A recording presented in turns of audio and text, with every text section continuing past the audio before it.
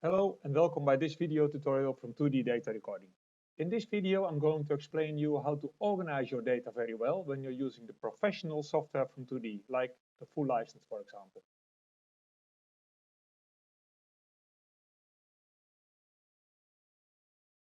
In order to be able to quickly find the data that you're looking for, it is important to organize how you store it on your computer.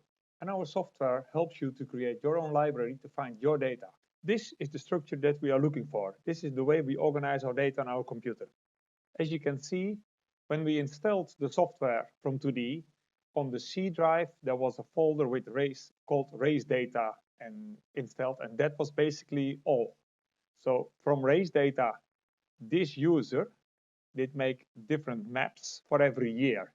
Inside each map, he has other submaps. In this case, 2016, he has some other events, and he has one folder that leads to Moto2 GP.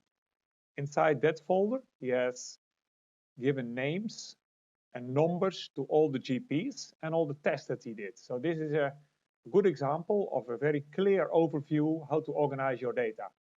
If we go one step deeper in this example, we open the GP1 Qatar, see what is inside there. So we have the data from 2D. Obviously, this is the data from 2D, but in the same folder, he has also stored some ECU settings, quick shifter settings, SASI program, and even bike setup in it. Inside the folder of this GP, he has all the sessions. Session number 1, free 1, rider's initials, rider's number, outing 1. Free 1, rider's initial, rider number, outing 2. And then we went to free 2, free 3, and so forth, etc. So this is basically the whole race weekend as far as data goes. And this is something that one thing we need to do, but that's only one time in the beginning of the year, is to give a name to the data recorder on the bike, because this name will become a part of the name of the data file after downloading. The name that we give to the data logger is usually always the initials of your rider's name, sometimes also including his starting number.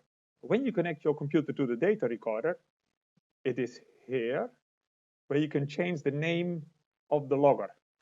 For example, VR46, just to name someone. But in the 2D software, this is where we create an event. Creating an event also includes a couple of decisions to make. First of all, whether it's closed circuit or it's not closed. Usually in our case it's all closed unless you're on a hill climbing event. And in this we are going to create an event, and as an example we assume we go to Valencia for a 2-day test.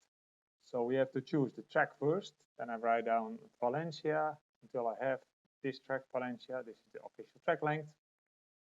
Next thing to choose from is which one is the source. Well, what is the reference event? This has to do with some of the settings that you want to bring from one event to the other as far as data recording goes.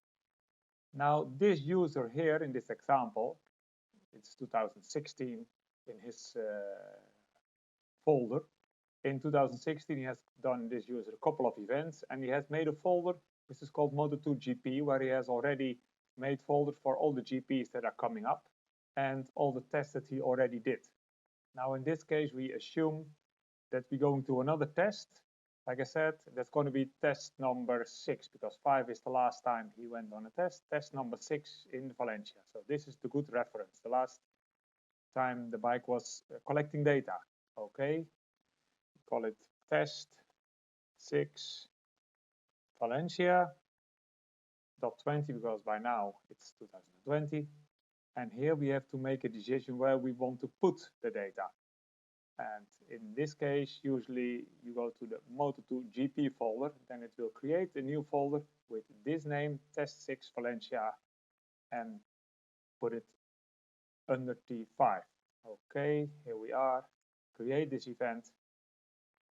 And you've seen that what we just did is T6 Valencia 20 in the folder race data 2016 inside the subfolder Moto2 GP, where all the GPs and the tests are. This is the event that we just created. The next thing we do before we start writing and collecting data is choose the name of the session, like day 1, qualifying, free practice 1, whatever. This is where we set the name of the next session that we are about to download data from. And these names here are just proposals, like suggestions from 2D. For example, in a GP weekend, the first thing you have in the weekend is free practice 1. These underscores will be automatically be replaced after downloading by the name of your data logger, which is the name of your rider.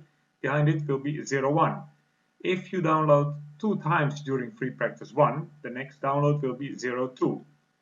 And with these names here, we can go through the whole weekend. But you're free to change them at will. You can change the words at will. Just don't change the amount of underscores. They have to be the same as the name of your data logger.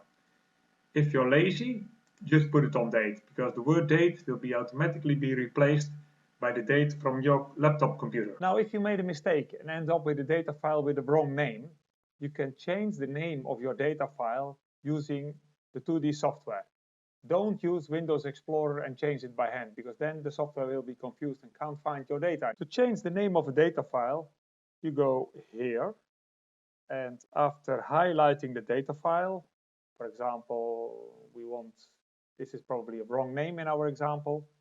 You highlight it with the left mouse click, we go to File. Here we can copy it, in case it's a very good lab and you want to use it as a reference for the next day. You can delete it and you can rename. So remember that, to organize your data, first you change the name of the data logger into the initials of your rider. Then you create an event using our software before the actual event started. And before you start downloading, you choose in the drop-down menu the name of the session that is about to start. Now, if you did all these steps, you will always be able to quickly find the data you're looking for.